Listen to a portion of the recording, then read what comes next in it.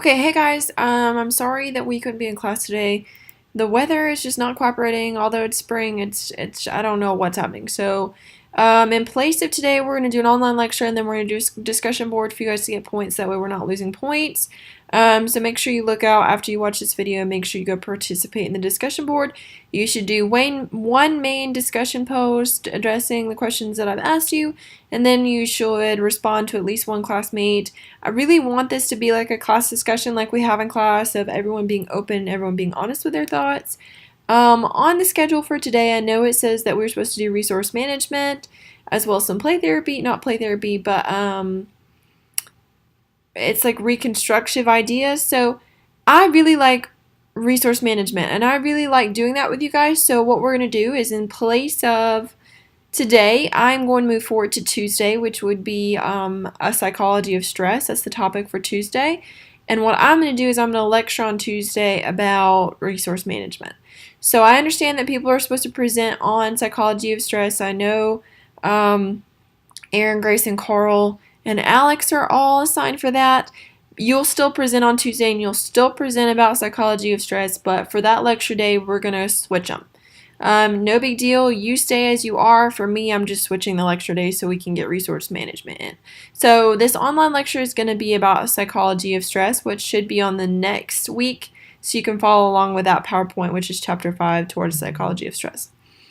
So, in talking about psychology, which is my background and I really enjoy it, we're going to talk about a bunch of different people and how they relate to stress and what their beliefs are with stress. So first of all, we can't talk about psychology without talking about Freud, right? So Sigmund Freud was a very influential person in psychology. He founded a lot of core ideas that still exist in psychology today.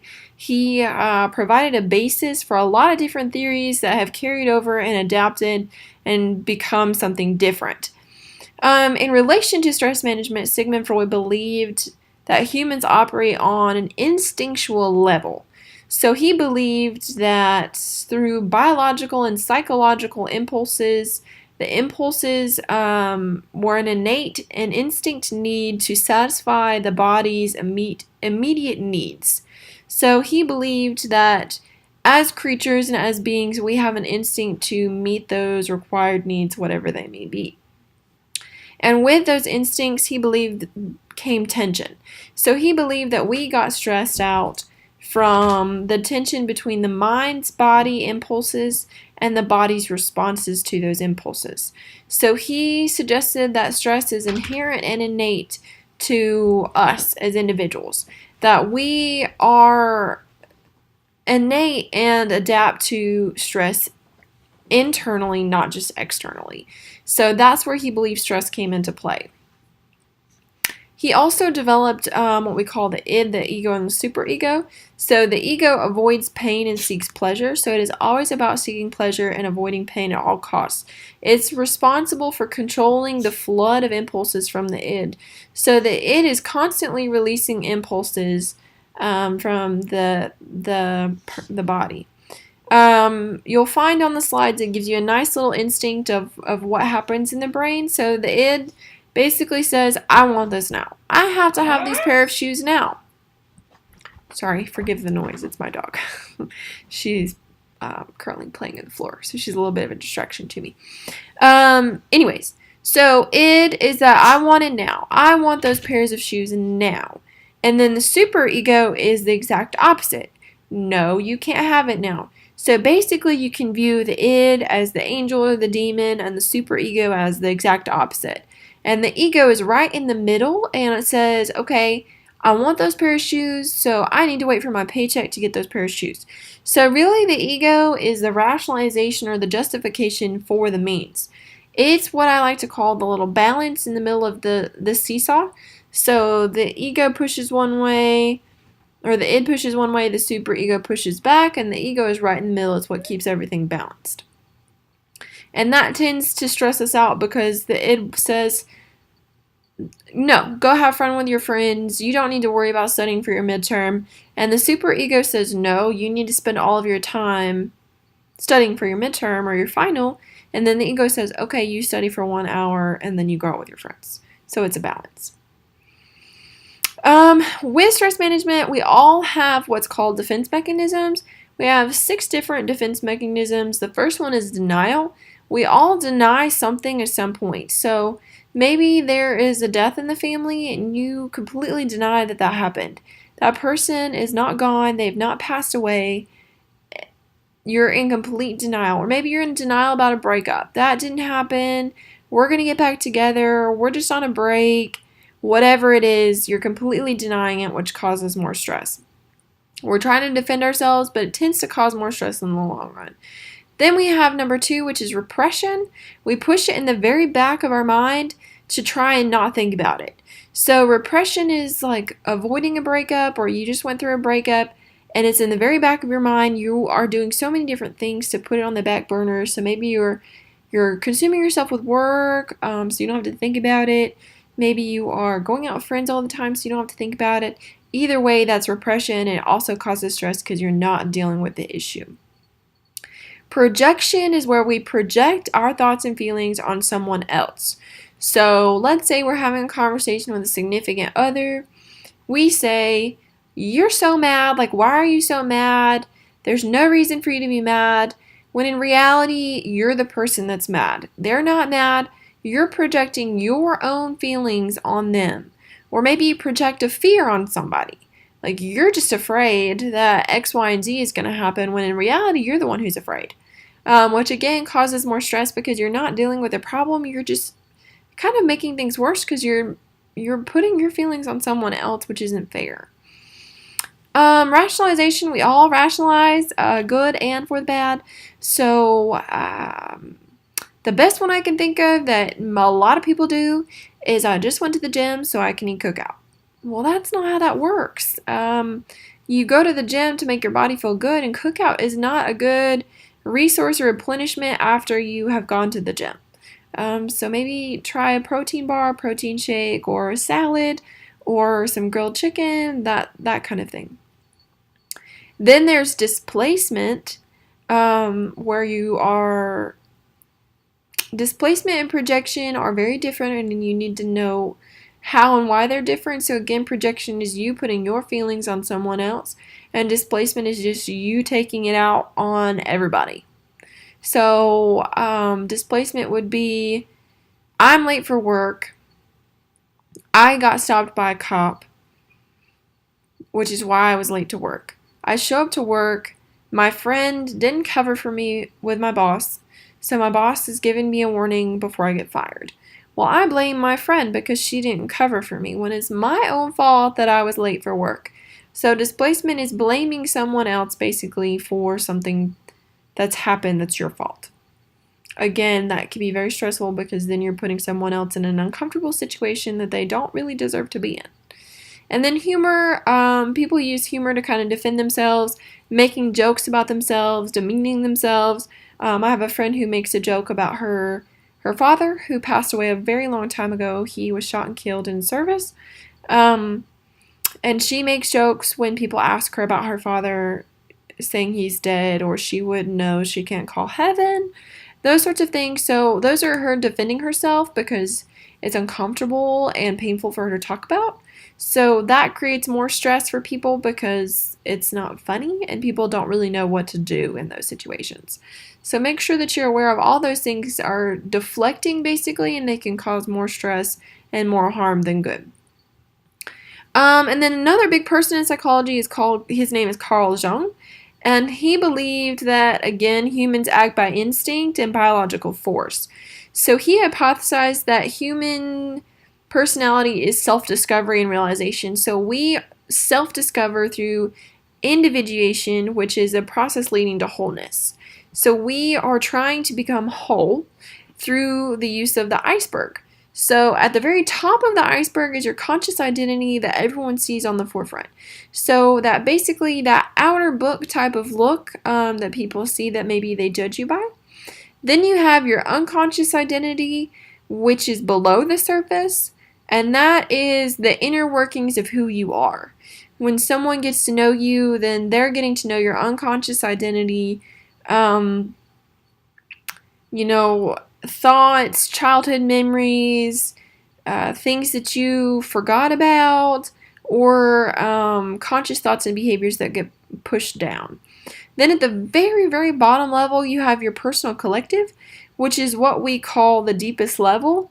And that is basically your reservoir of thoughts and beliefs and ideas that you've collected from your lifespan.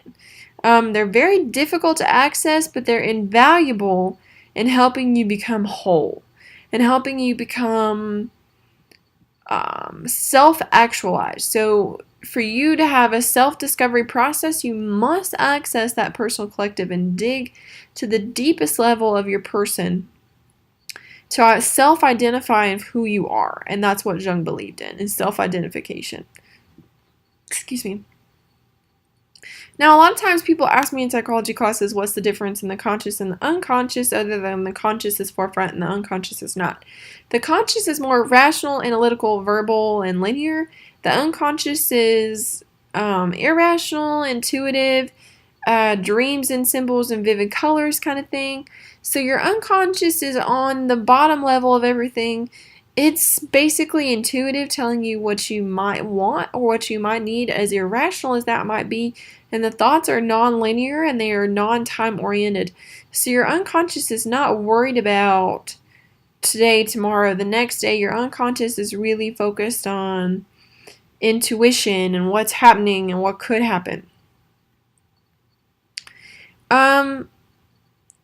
Jung also believed in dream therapy. So he believed that dreams play a crucial role in telling us what's stressing us out in life. So he believed that dreams should be treated as facts and not fabrications.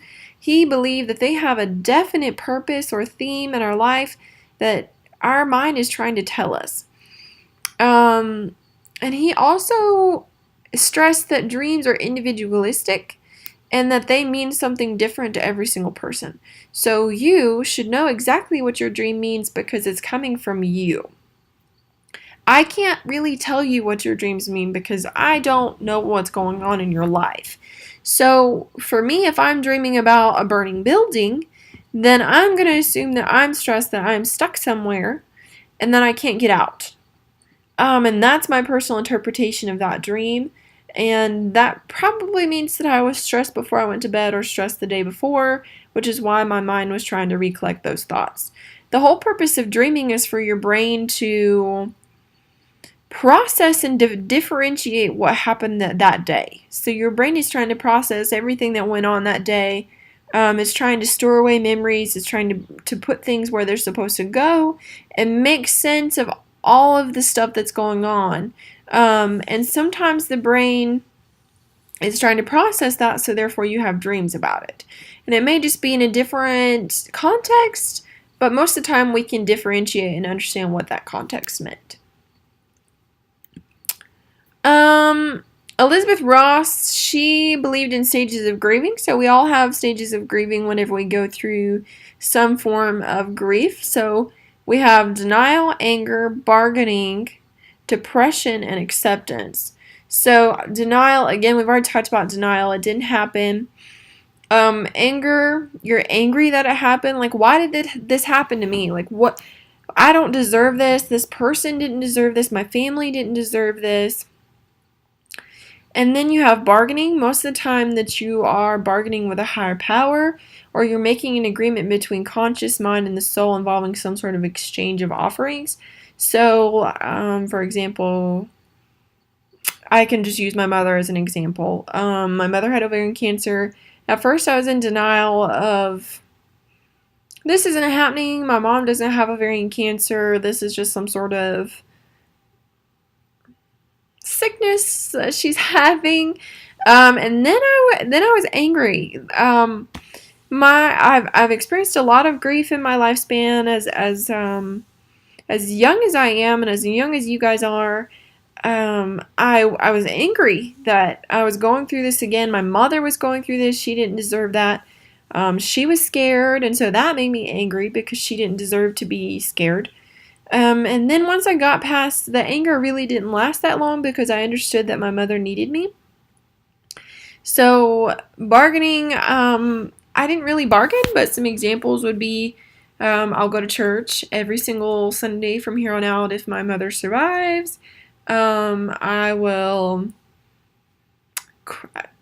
just an example, I'll quit smoking if this happens, whatever it is. I personally don't smoke, but some people do bargain. I know that one of my best friend's husbands, when he was born, his grandfather promised to quit smoking if it was a boy, and he was a boy, so he quit smoking. And then depression, you go into a sense of sadness almost, and maybe a sense of depression where you're just sad. I mean, that's just the way grieving is you've lost something or someone, and that's fair. You need to be sad. You need to go through that phase is important for you to go through for you to accept grief. And acceptance is very important, and you have to go through all of those stages to get through to accept. And they don't have to be in that order necessarily. You can be depressed, and then you can be angry, or then you could deny. However it works for you, they're not numerical one after the other. It can be different for everybody. But you do need to get to that phase where you accept what's happening and you understand that it's a greater purpose or a greater good sometimes.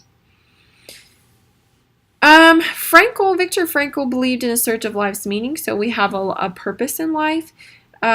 He believed that any experience that promotes feelings of emotional trauma contain a sense of purpose. And I know that sounds kind of dark, but it's true almost. It's very true, and I believe that Viktor Frankl had something going on that he was onto, that emotional trauma brings you to a place where you feel a purposeful meaning from it. And what that means in terms of words, so tragic optimism to explain the mindset of someone who can find value in the worst. Whenever you've been through a lot of situations, it's hard to be optimistic sometimes, but that tragic optimism is what you have to rely on. Whenever you experience so many things, a lot of times you kind of get negative and down, like, oh my God, this is happening again. But you have to stay optimistic about it. And then Wayne Dyer, he believed in guilt and worry, and I'm really not worried about Dyer, so really don't worry about that. And then Buskla believed in lessons of self-love. And this is going to be a big topic for today because I believe that stress management, we have to understand self-love. So he believed that there were 6 different themes to his theory, and he believed that one cannot give what one does not possess. So to give love, you must possess love. So you must have love before you can give love, which means that you must love yourself before you can love someone else. The second one was you cannot teach what one does not understand. So obviously you can't teach anything if you don't understand or you don't have the knowledge. So to teach love, you must comprehend love. So you must understand what love is and what love looks like to be able to teach it. One cannot know what one does not study. So to study love, you must live in love. So what this means could be different for everybody, but you must live in a life of love and you must be able to comprehend and study love. So how do you continue to grow love and how do you continue to educate about love if you don't study it yourself? So for me as a teacher, I cannot continue to teach to you guys without continuing to learn myself. And by learning myself, I can then teach you guys new things and help you grow. And it's the same thing with love. One cannot appreciate when one does not recognize. So to recognize love, you must be receptive to love. A lot of times we are not very receptive. You can argue with me all day long, but a lot of people are not receptive to love because they think that means that they owe someone something. Well, a lot of times people are just trying to be kind. They're trying to be courteous. That doesn't mean that you owe them anything. And that's sad to me that society is that way now, that we feel like we have to give something in return all the time. So we don't want to accept anything. We cannot admit what one does not yield to. To yield to love, you must be vulnerable to love. That's a big one. So you must be vulnerable to it. You must be open to the possibility of love, whether it's with yourself, with someone else, your family, friends. You must be open to the idea of sharing yourself with someone else in general. And one cannot live what one does not dedicate oneself to. So to dedicate yourself to love, you must forever be growing in love. And again, like I was saying earlier, you must be always growing, always learning in love, and always trying to better understand what it is to love someone. And again, it doesn't have to be a partner. It can be your dog. It could be your mom. It could be your dad. It could be whoever. Always learning to love or grow in love. And then Abraham Maslow, he believed in the art of what I meant to say was self-actualization, which means a hierarchy of needs. So first, if you'll look at the pyramid I have below that slide, and the very basis of our pyramid is physical needs. So food, water, sleep, those sorts of things. On the next level up is safety. So feeling like we're safe in our environment, that we are secure, that we have a roof over our head, some sort of housing that we feel safe in. Then the next level is love and belonging, where we feel a deep connection and we have relationships with people that we feel we are connected and we feel loved. And then the next one is self-esteem. So in this one, you've acquired skills that you feel confident in, and you feel honored, and you feel like you are recognizable in those skills. And then the next one up is self-actualization, where you are living to your highest potential. Literally, you are living your best life. And I don't mean that you're sitting out there on a beach and you're living your best life like Instagram posts. I mean that you have reached your potential. You've found your purpose. You feel loved and you're giving love and you've met all of those requirements, then you have reached self-actualization. And then finally, last but not least, positive psychology. So positive psychology is a modern take on psychology, which focuses on positivity in all realms of life. So positive emotions, positive personality, positive institutions. Everything is positive. Everything that's coming out of your life is positive, which means that you're not going to be as stressed. So taking life to be a positive outlook. So with those things being said, that's what I'm kind of getting at with psychology of stress. So we have to have a positive mindset. We have to have a very loving and fulfilled mindset. If we don't have those things, then most of the time it's going to lead to stress, or it can increase stress. So these things that I'm talking about kind of help reduce our stress if we have a sense of love and we can give love back. Those are very meaningful things that typically reduce stress. If you are in a long-term committed relationship, yeah, that person might drive you bonkers. You may want to snap their neck some days, and I'm really not kidding. But it's the sense of trust and the sense of love. If you have somebody that has your back regardless, and you have somebody that you know is going to be there for you no matter what, and they're going to love you in every phase of life. And that is truly meaningful, and that is truly something that decreases stress, to be able to say that you have that or that you can give that. Okay, so with all of that being said, please go to the discussion board, post one post responding to my questions, and then respond to one classmate. The posts should be thoughtful. They should be in depth. I do not want a good job or a great post or anything like that. I want it to be an actual discussion on your thoughts of the topic. Okay? So I look forward to reading your posts, and hopefully I'll see you guys next week. Have a good weekend.